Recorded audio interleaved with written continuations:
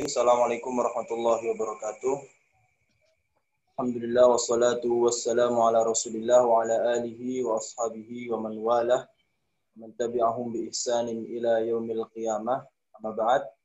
Ma'asyiral tullab, para ikhwan, ma'asyiral muslimin rahimani wa rahimakumullah. Kita bersyukur kepada Allah Subhanahu wa taala di malam hari ini kita bisa kembali dipertemukan oleh Allah Subhanahu wa taala yang mana dengan media yang diberikan oleh Allah Subhanahu wa taala itu memudahkan kita dalam untuk terus menuntut ilmu walaupun tidak pada satu ruangan. Dan dengan segala kemudahan ini kita sepantasnya untuk bersyukur kepada Allah Subhanahu wa taala dan bersungguh-sungguh untuk menggunakannya di dalam thalabul ilm serta menimba ilmu sebanyak-banyaknya dari media yang adalah Allah Subhanahu wa taala mudahkan bagi kita. Adapun untuk pertemuan pada malam hari ini kita melanjutkan dari apa yang telah kita baca dari hadis Arba'in Nawawiyah bersama Ustaz Abu Ahmad hafizahullah taala, di mana kita telah sampai di hadis yang ke-12 tentang mencintai saudara kita yang muslim.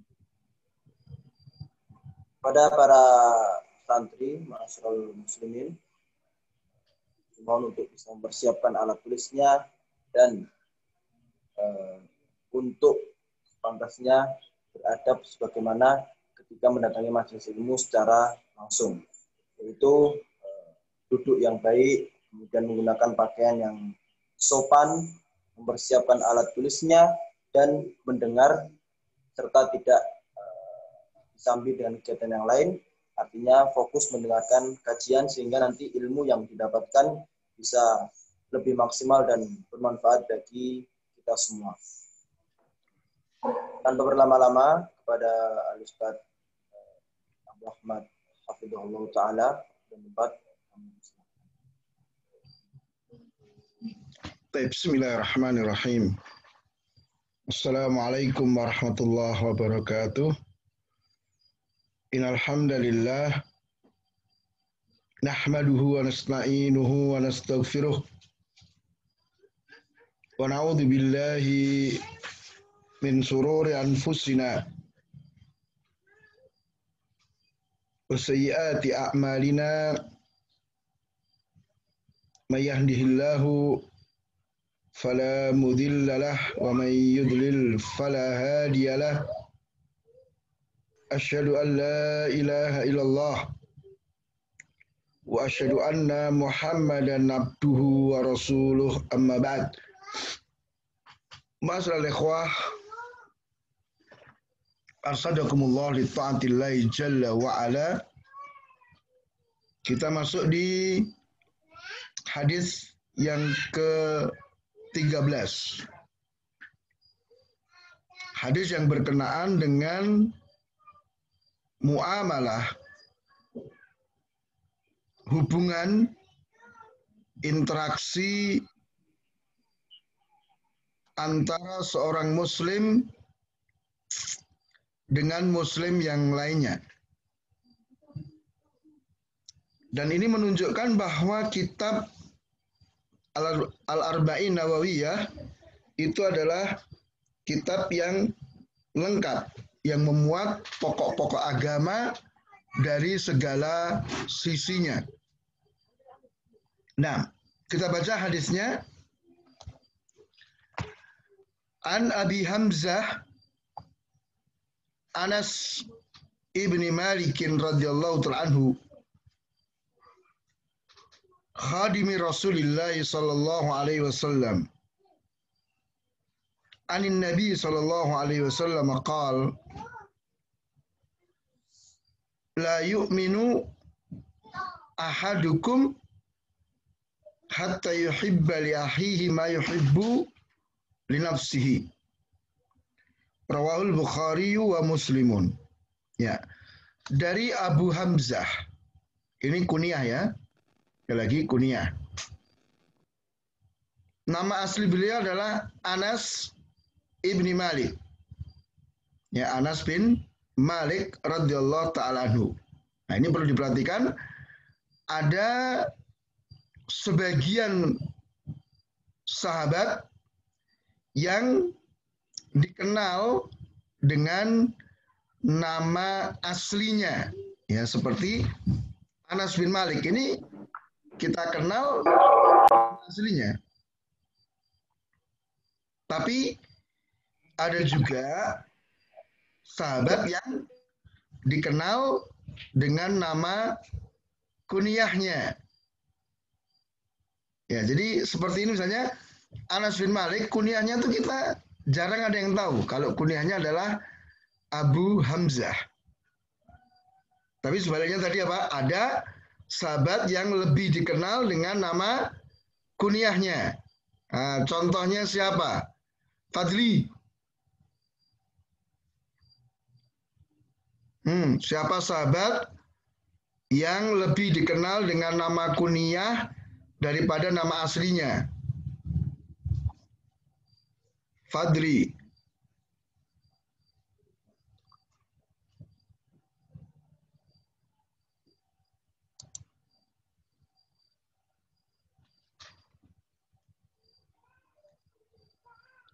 Safrizal.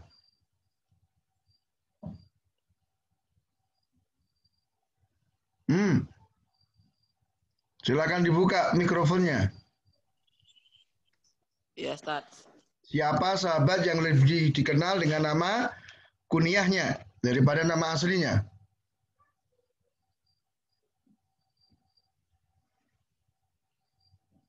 Banyak sudah berlalu di hadis-hadis yang kita baca.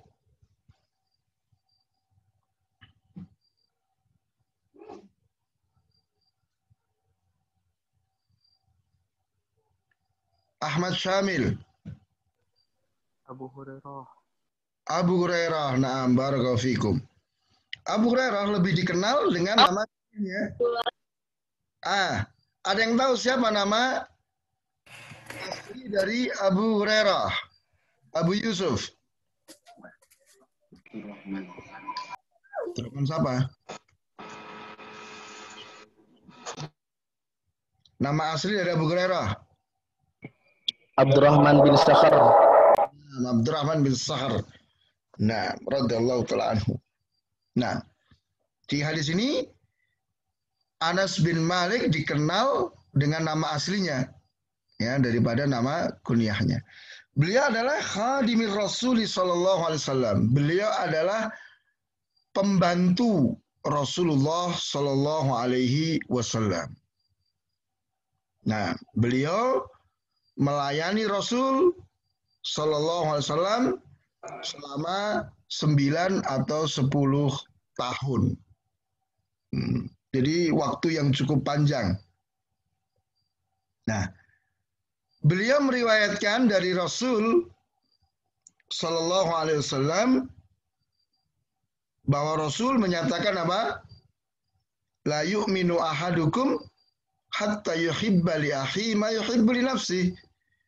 Tidak beriman salah seorang di antara kalian sampai ia mencintai untuk saudaranya apa yang dia cintai untuk dirinya.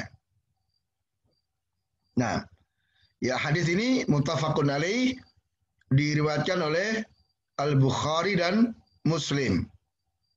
Nah, yang perlu kita pahami, kalimat Rasul la yu'minu itu artinya tidak beriman dengan keimanan yang sempurna. Ya, tidak beriman dengan keimanan yang sempurna. Karena iman itu ada 2 tingkatan, yaitu pokok keimanan. Ya, pokok atau inti keimanan. Yang kedua adalah penyempurna keimanan. Ya, maka kalau kita mau melihat, memperhatikan tentang hadis yang dikabarkan oleh Rasul bahwa iman itu bid'un wa sab'una au bid'un wa sittuna syu'batan, ya, bahwa iman itu memiliki 73 atau lebih, atau 63 atau lebih bagian, ya, jadi bagian lebih tepatnya diartikan bahwa iman itu memiliki 60 sekian atau 70 sekian bagian. Maka itu ada yang menjadi pokok keimanan, ada yang menjadi apa? Cabang atau penyempurna keimanan. Jadi tidak setiap yang dikatakan, ya, tidak setiap yang dikatakan tidak beriman itu kemudian mesti kafir, tidak. Ya. Tetapi bisa pahami bahwa tidak beriman artinya tidak beriman dengan keimanan yang sempurna. Nah, sebagaimana di dalam hadis, ya, tidak beriman salah seorang di antara kalian sampai dia apa? Mencintai untuk saudaranya apa yang dia suka untuk dirinya. Nah, ini yang ditiadakan dalam hadis ini dari keimanan adalah apa? Kesempurnaan iman. Ya, jadi orangnya tetap mukmin. Nah, kemudian al-ikhwah rahimakumullah, li akhihi, untuk saudaranya, yang dimaksud adalah saudara muslim. Ya. Karena ikatan persaudaraan itu hakikatnya dibangun di atas ikatan keimanan, ikatan agama, bukan ikatan darah. Nah, kemudian yang dicintai untuk saudaranya sesama muslim tadi adalah apa? Khaira la yu'minu ahadukum hatta yuhibba li akhihi ma yuhibbu li nafsihi. Ya, perkara yang dia cintai untuk saudaranya adalah perkara kebaikan. Jadi keliru ya, misalnya ada orang dia senangnya mabuk, kemudian dia mengatakan, wah dia senang kalau ada saudaranya orang lain ikut mabuk. Wah, kita mengamalkan hadis. Bukan itu. Yang dimaksudkan dengan hadis ini adalah dia mencintai untuk saudaranya perkara-perkara kebaikan yang dia suka bagi dirinya. Ini dijelaskan dalam hadis lain dari riwayat An-Nasa'i, Ibnu Hibban, ma yuhibbu li nafsihi minal khairi. Apa yang dia suka untuk dirinya dari semua kebaikan. Jadi kita harus senang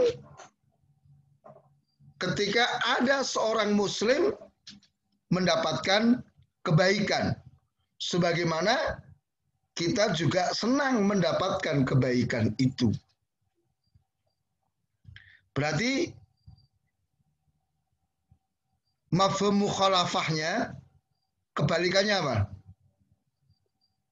Kita tidak suka kalau saudara kita mendapatkan kejelekan sebagaimana kita mendapatkan kejelekan itu.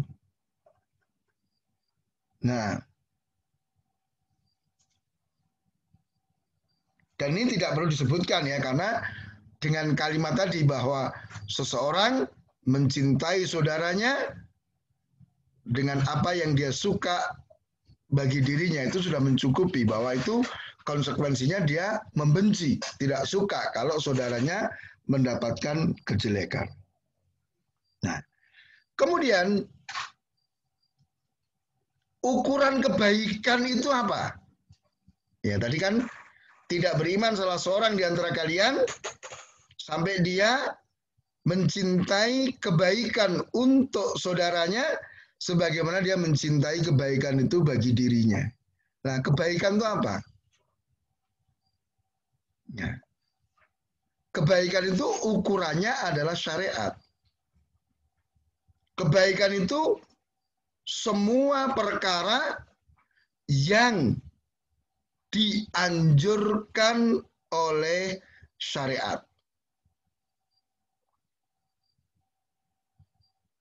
Maka nanti kebaikan itu ada yang itulah kebaikan, ada yang berupa sarana yang mengantarkan kepada kebaikan. Nah, kemudian para ulama membagi al-khair, kebaikan itu menjadi dua. Ada dua jenis kebaikan. Yang pertama adalah al-khairul mutlak, kebaikan secara mutlak. Artinya perkara itu dianjurkan oleh syariat dari segala sisi. Nah, kemudian ada kebaikan yang muqayyad, yaitu perkara yang dianjurkan oleh syariat dari satu sisi, tetapi tidak dianjurkan dari sisi yang lain. Ya. Kalau kebaikan mutlak, tadi apa?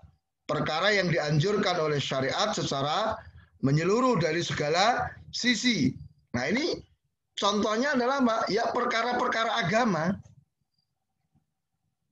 Ya, berkenaan dengan perkara-perkara agama.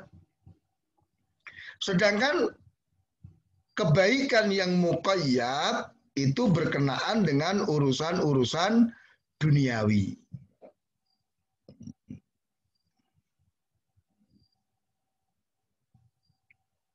Sehingga kalau kebaikan yang muqayyad berkenaan dengan urusan duniawi, itu nanti penilaiannya itu berdasarkan maksudnya, ya, bukan kepada asalnya. Misal uang itu kebaikan atau bukan? Hussein Abdullah.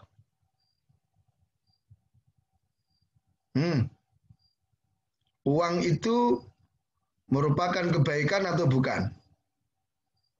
Termasuk al-khair atau bukan?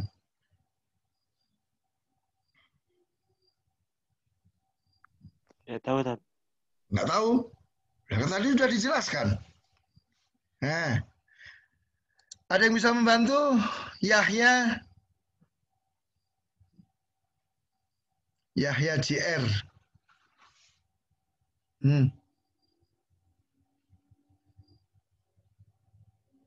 Ayo. Tadi kan sudah diterangkan. Kebaikan itu ada dua. Ada kebaikan mutlak, yaitu perkara-perkara agama yang dianjurkan dari segala sisi. Ada kebaikan muqayyad, yaitu perkara yang dianjurkan dari satu sisi dan tidak dianjurkan dari sisi yang lain, yaitu berkenaan dengan perkara-perkara duniawi. Dan tadi tinjauannya, Kalau kebaikan yang muqayyad ini apa? Tinjauannya berdasarkan maksud atau tujuan, bukan kepada asal perkara itu. Nah, saya sebutkan uang, duit itu termasuk minal khair atau bukan? Yahya.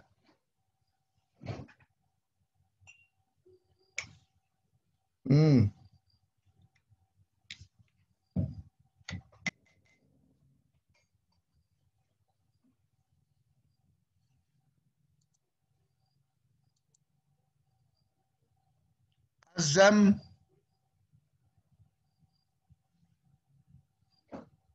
Nah, Ustaz. Nah, uang itu termasuk kebaikan atau bukan? Tergantung dia menggunakannya. Tergantung yang menggunakan. Maksudnya Misalnya kita memberi untuk dia sesuatu yang membutuhkan kebaikan. Kalau kemaksiatan berarti uangnya kejelekan. Nah, barakallahu. Jadi tergantung tujuanmu, ya kan? Tergantung maksud uang ini untuk apa, ya kan?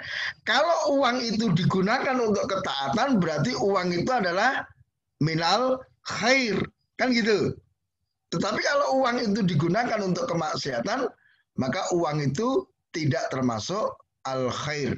Ini yang dimaksud dengan kebaikan muqayyad. Tergantung maksudnya. Nah, sepeda motor, Halim, masuk kebaikan bukan?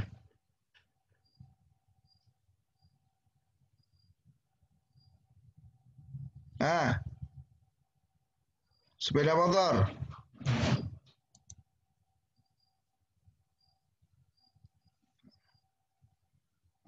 Halim hadir atau enggak?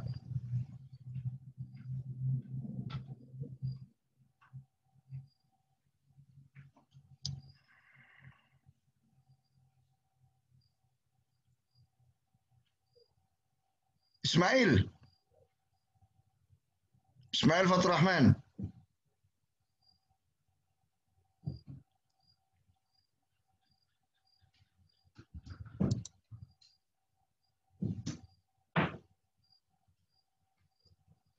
Ferry.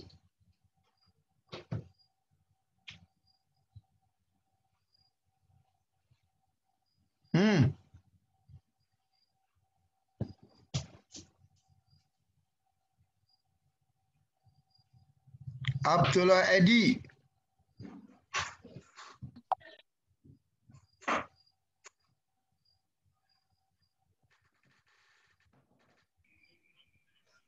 Ini kemana kalau dipanggil kok nggak ada yang ini? Jangan-jangan cuman ini ya, cuman login satu ditinggal pergi nih, jangan-jangan.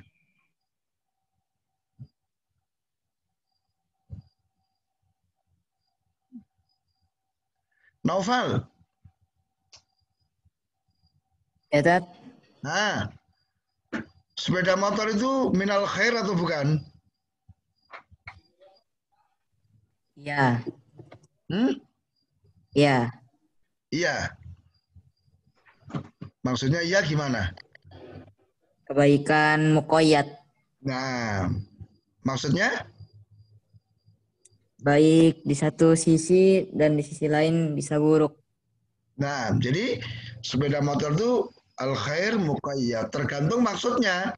Tergantung tujuan dari penggunaan sepeda motor. Jadi semua perkara duniawi itu adalah apa? Al-khair al-muqayyad.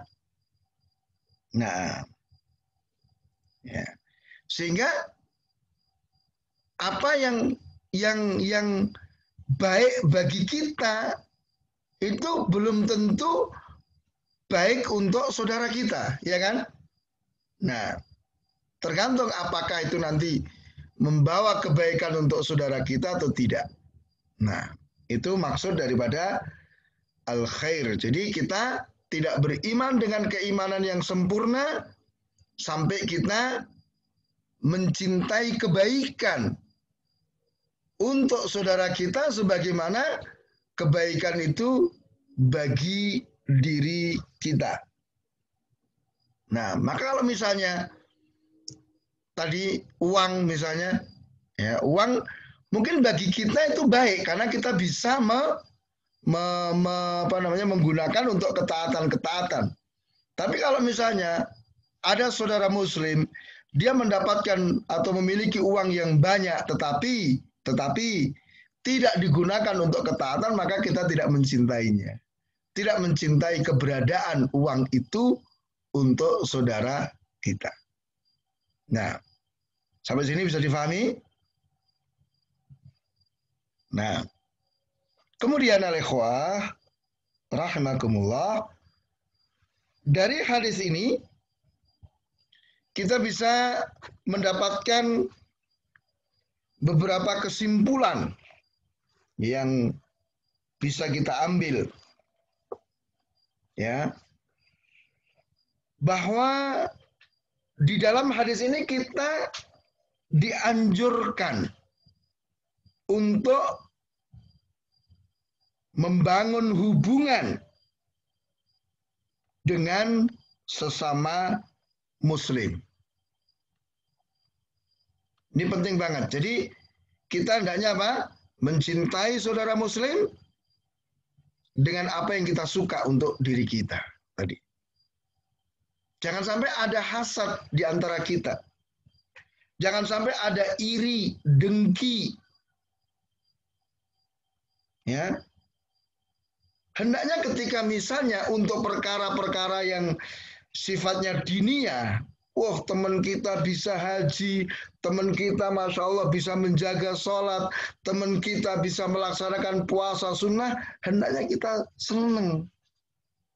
Jangan kemudian muncul rasa tidak suka. Ya.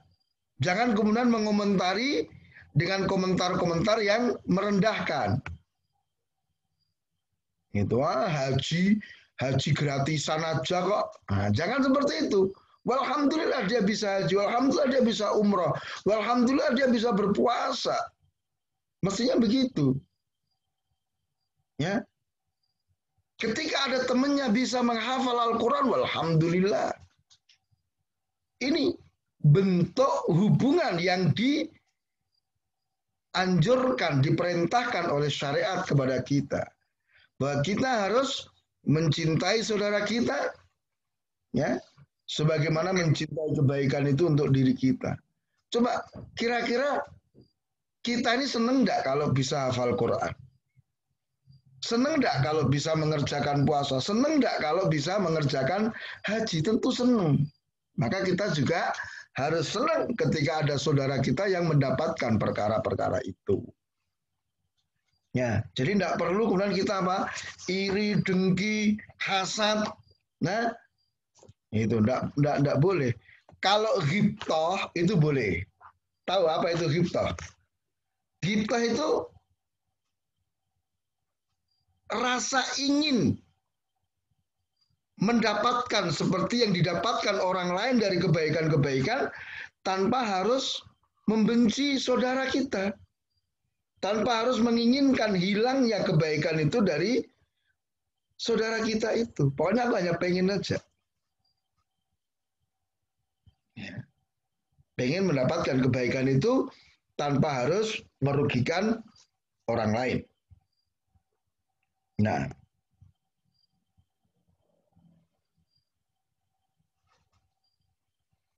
kemudian kecintaan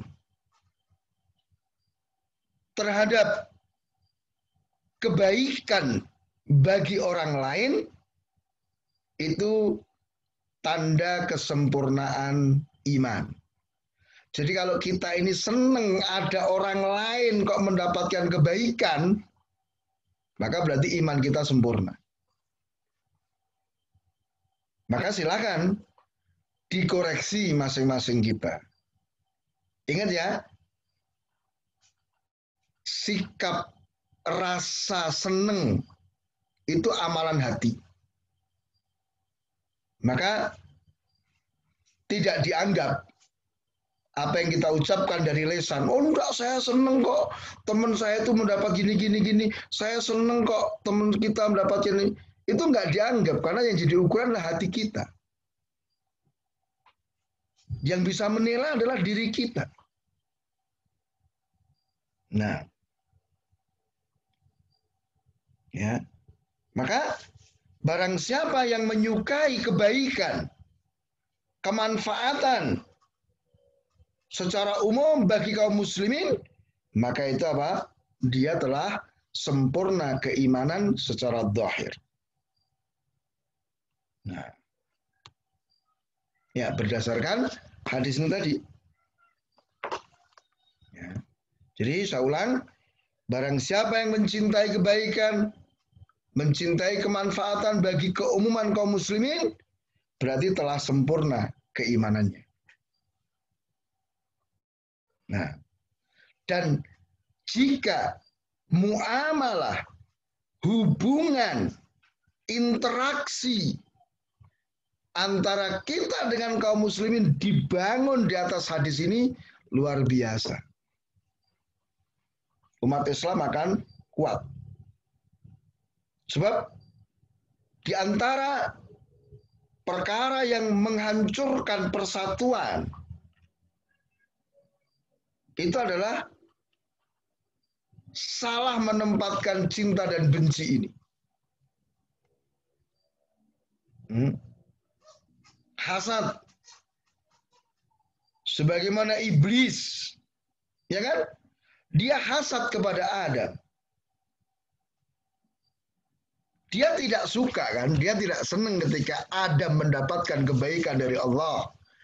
Ketika Adam dimuliakan oleh Allah, dia nggak suka. Gitu. Maka ini akan merusak. Nah, maka hendaknya kita bangun hubungan kita dengan sesama muslim dengan prinsip yang ada dalam hadis ini. Kita hendaknya mencintai kebaikan-kebaikan bagi saudara kita sebagaimana kita senang kebaikan-kebaikan itu kita dapatkan. Nah,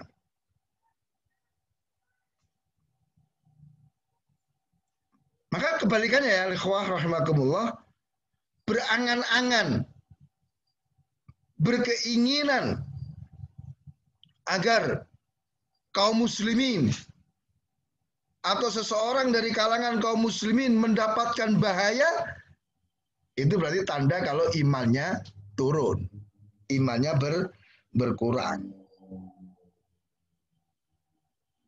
Ya, maka hendaknya segera bertaubat, segera ditutup perkara itu sebelum perkara itu membesar. Ya, jadi sikap iri, kemudian hasad itu betul-betul merusak hubungan di antara kaum muslimin. Maka kalau ada rasa-rasa seperti itu segera hilangkan. Ya. Memang manusia itu ada tabiat tidak mau kalah dengan orang lain. Ya. Ada rasa dia harus tinggi, harus menang dibanding orang lain. Maka keimanan al-ikhwah yang akan menjadikan kita ini bisa mengendalikan sifat-sifat itu tadi. Ya. Maka lihat Allah Ta'ala ingatkan kita di akhir surat Al-Falaq, wa min syarri hasidin idza hasad. Dari kejelekan orang-orang yang hasad ketika dia hasad. Karena bahaya sekali. Nah,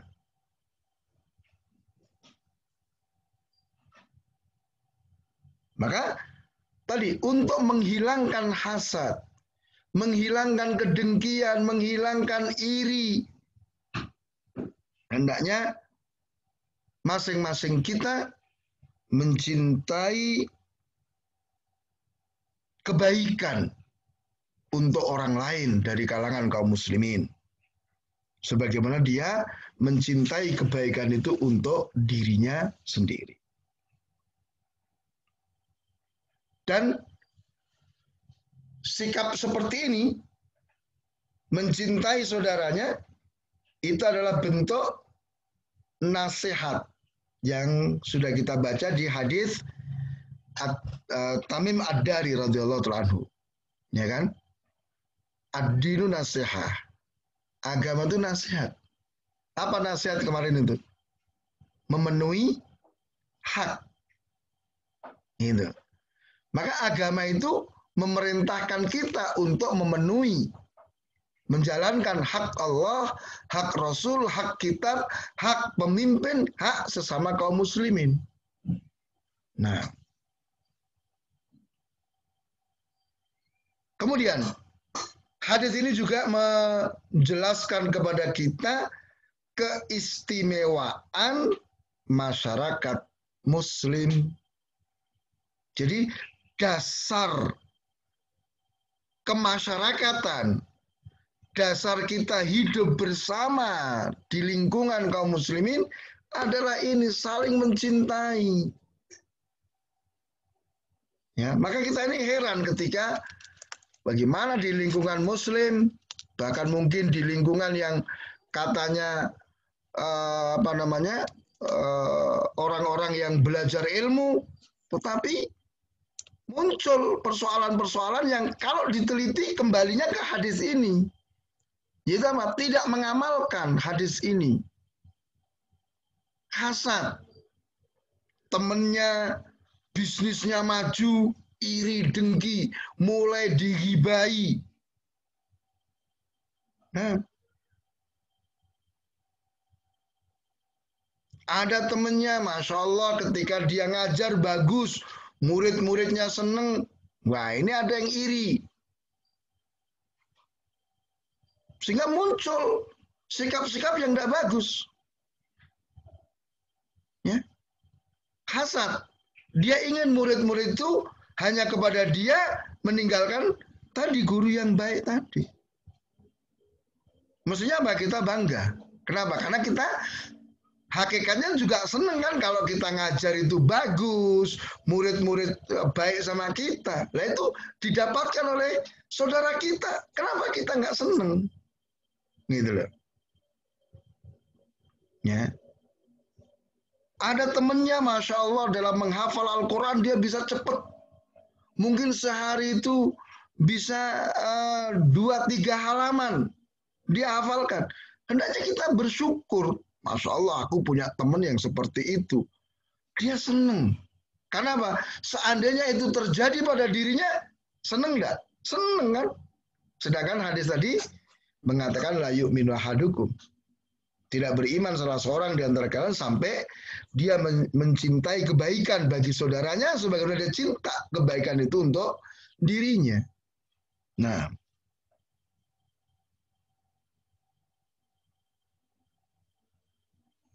dan sekali lagi saya katakan, menginginkan kebaikan untuk dirinya itu tabiat. Tidak tercela.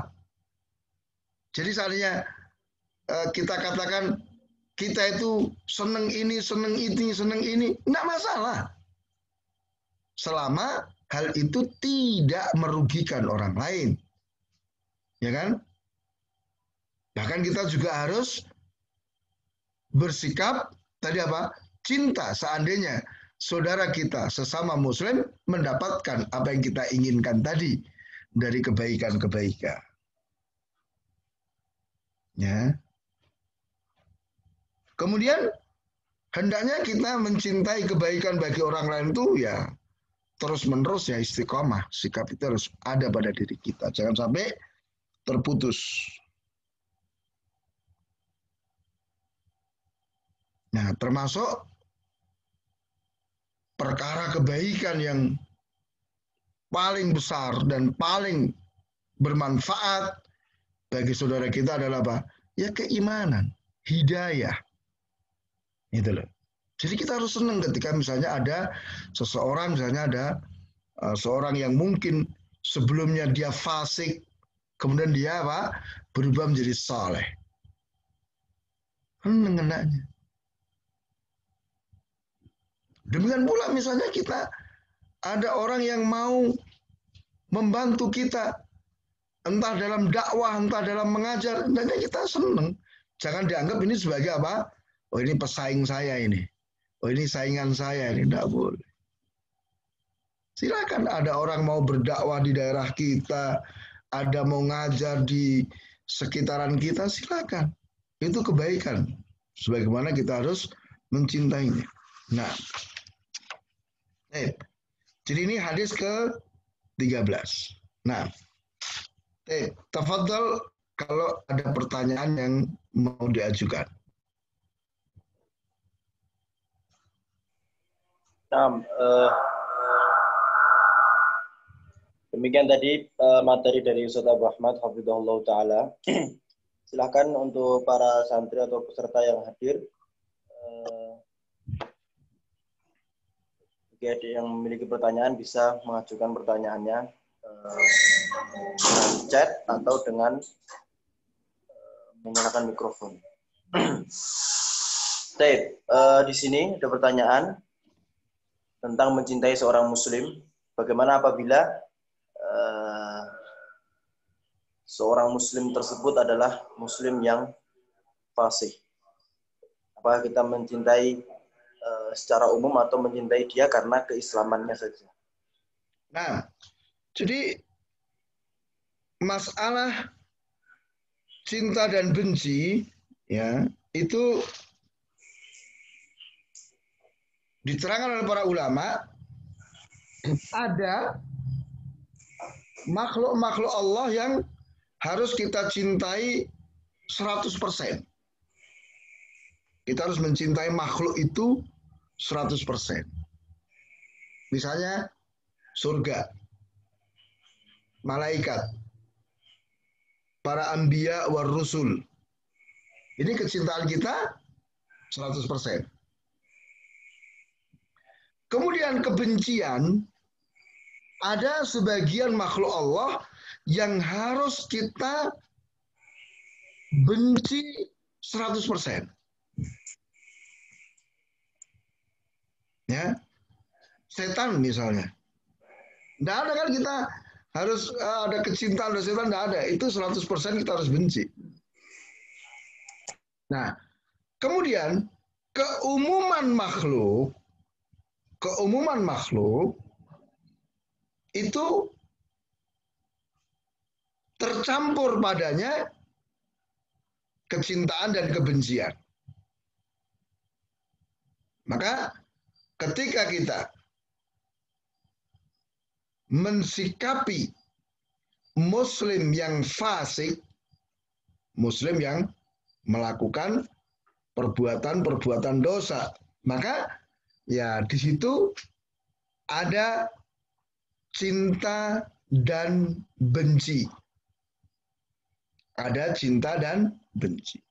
Kita cintai dia karena dia muslim. Karena keimanan dia, keislaman dia.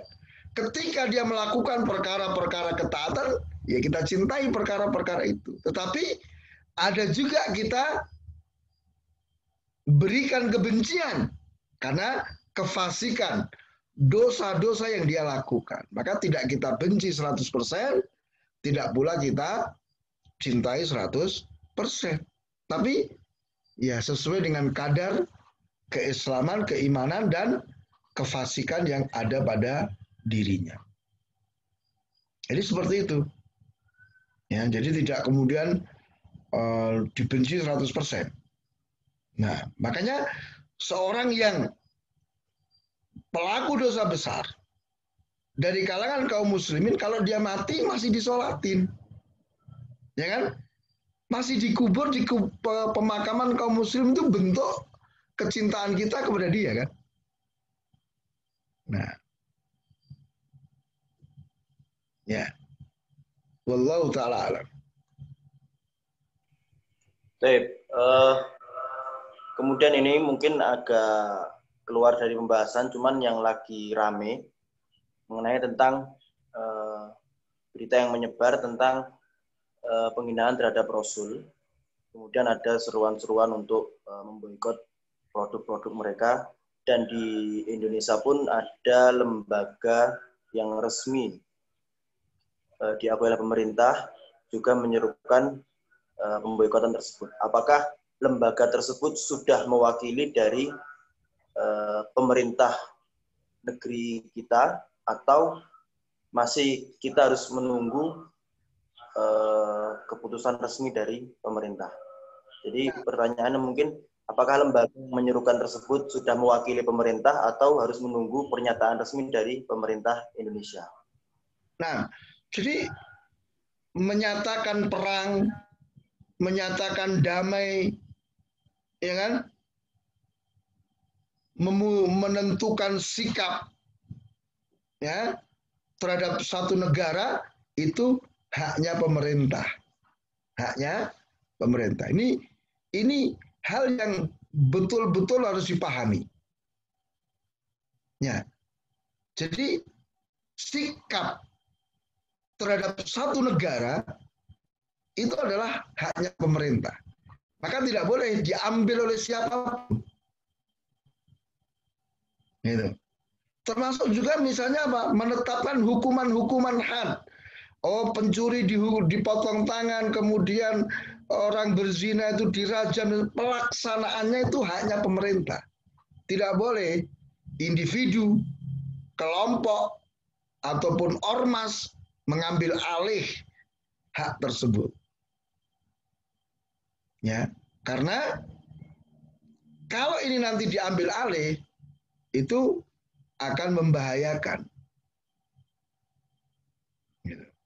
Kita kan nggak ngerti ya bagaimana urusan antar negara itu kita nggak paham. Makanya Allah Ta'ala memerintahkan kita apanya tuh? Idza ja'akum minal amri al-khawfi itu apa ayatnya? Menyafat. Wa idza ja'akum amrum minal khawfi wa idza ja'akum amrum minal amni awil khawfi ada'u bi walau radduhu ila rasuli wa ila ulil amri minhum la'alimahu alladhina yastanbitunahu.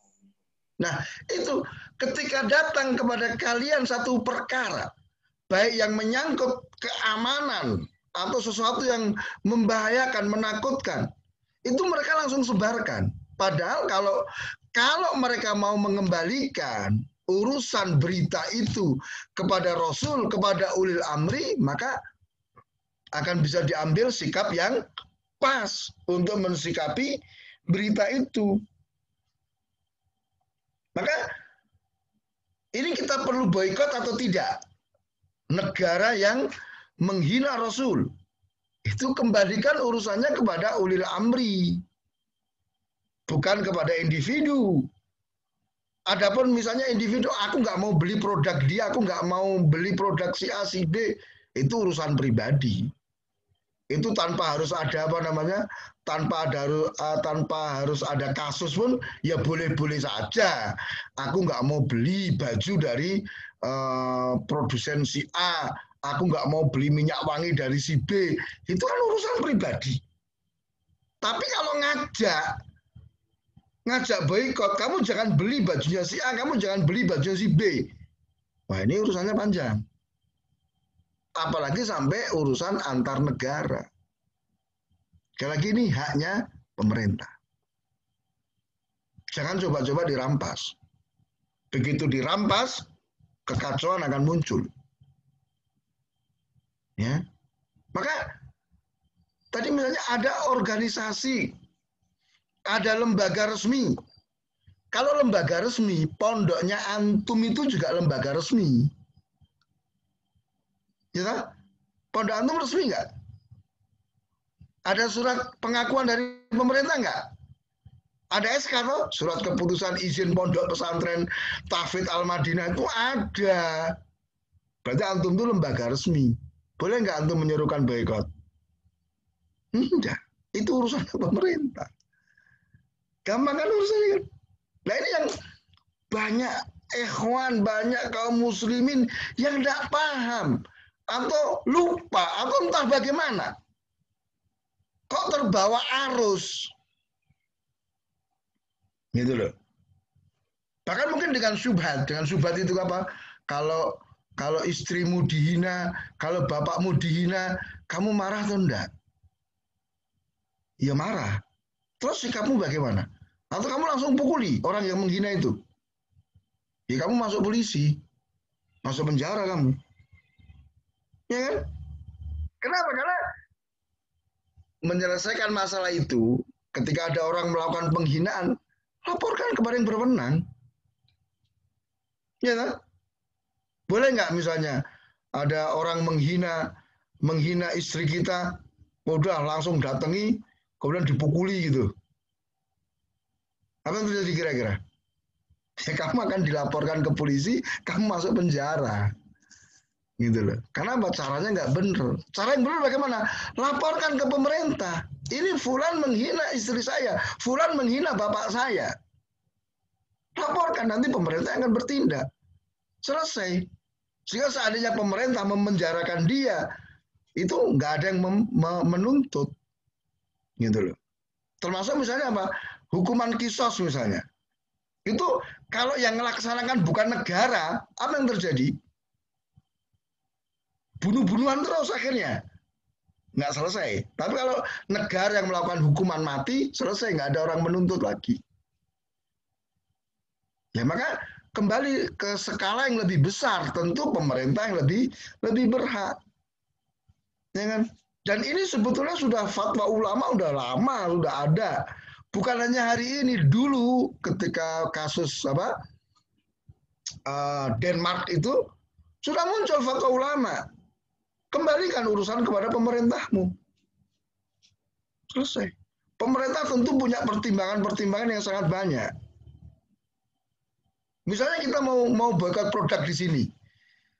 Itu pabriknya itu mungkin milik pekerja-pekerjanya milik orang Indonesia.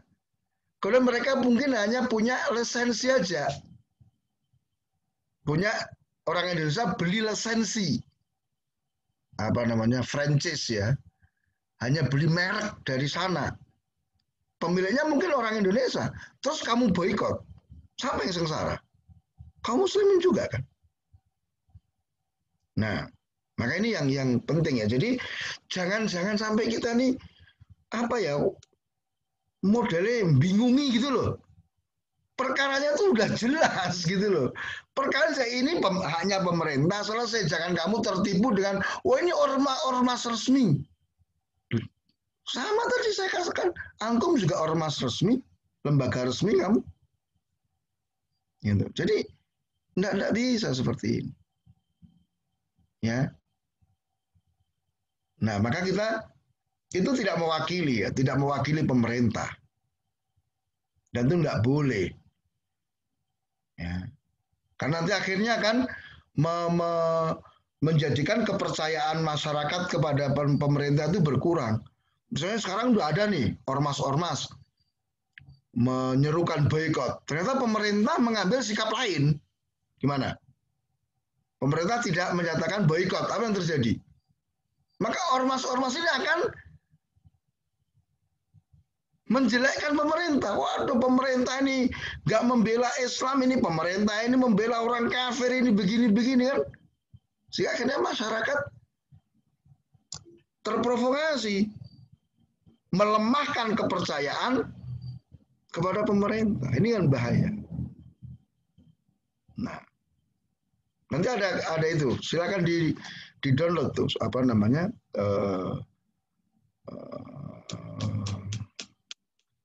Ustaz Riyad Bajri itu. Ya, nanti Ibrahim silakan di download. Ya, bisa didengarkan bareng-bareng. Itu Masya Allah luar biasa. Itu usul manhaj. Gitu loh. Yang kebanyakan kita ini lupa. Atau memang tidak kuat prinsip manhajnya. Berkenaan dengan sikap kepada pemerintah ini. Kita ini sedih. Kemarin kasus COVID-19. Banyak ikhwan, banyak orang yang terpapar. Ya, tergeletak, manhajnya hilang, berhadapan dengan virus corona. Ya. Nah, pemerintah mengatakan demikian, lah kok dia lebih percaya dengan omongannya Jering itu loh. Aneh kan? Jering ini siapa? Apakah dia adalah orang yang bergelut di kesehatan, dokter atau apa? Atau bagaimana? Ini aneh bagi seorang Ahlussunnah kok lebih percaya omongannya musisi daripada omongannya pemerintah. Ya kan? Itu aneh bin ajaib orang bilang. Ya. Pemerintah menentukan aturannya begini, begini, begini. Ya. Kalau mau membuka ibadah di masjid, nih aturannya begini, begini, begini, begini. Ada orang bilang ngeruat-ngeruati. Ini mana usul manhajnya? Gitu loh. Bukankah kita harus mendengar dan taat pada pemerintah dalam perkara yang ma'ruf? Di samping kita juga harus mempertimbangkan ad-daruratul hamsu, penjagaan terhadap jiwa.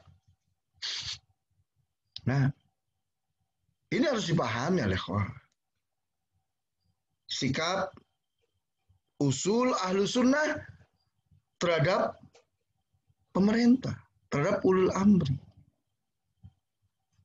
Ya, jangan mengedepankan perasaan. Ya kan? Jangan mengedepankan pikirannya dewe. Ya, jangan membenturkan dengan apa namanya? Adat budaya. Nah, kita kembalikan ke prinsip-prinsip itu. Dan kalau memang kita ini betul-betul berpegang dengan prinsip Ahlussunnah, itu nyaman kok kita ini. Nah, ini yang kita khawatirkan, ada sebagian orang-orang yang mungkin taklimnya sudah lama tapi tidak taksil. Ya, tidak mendasar. Taklimnya mungkin loncat-loncat. Atau memang dia tidak belajar akidah dan manhaj. Ya, senengannya tema pernikahan. Ya, itu aja. Sehingga begitu kena permasalahan ini, blenger dia akhirnya. Ya, seperti orang yang diputus cintanya itu, runtuh, tidak punya apa-apa. Itu, lembek. Akhirnya. Nah, jadi seperti itu. Jadi kalau kembali kepada yang ditanyakan, apakah itu mewakili pemerintah? Tidak mewakili pemerintah. Nah, wallahu taala alam. Baik, barakallahu fikum, jazakumullah khairan atas jawabannya. Mungkin untuk kajian pada malam hari ini kita cukupkan untuk pertanyaan tadi.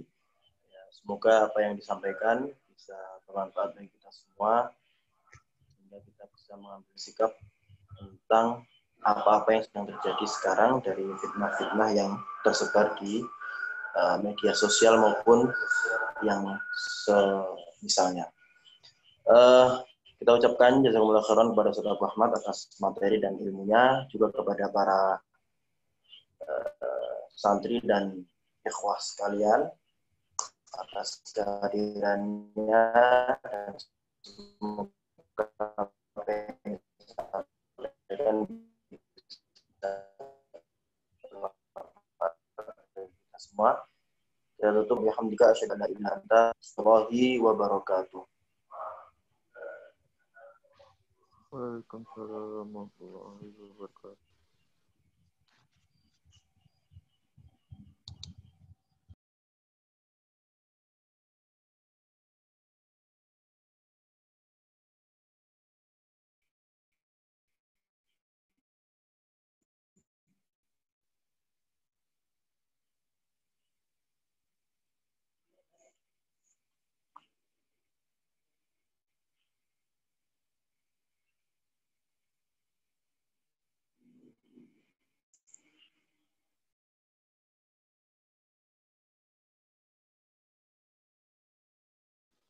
Mas Dep.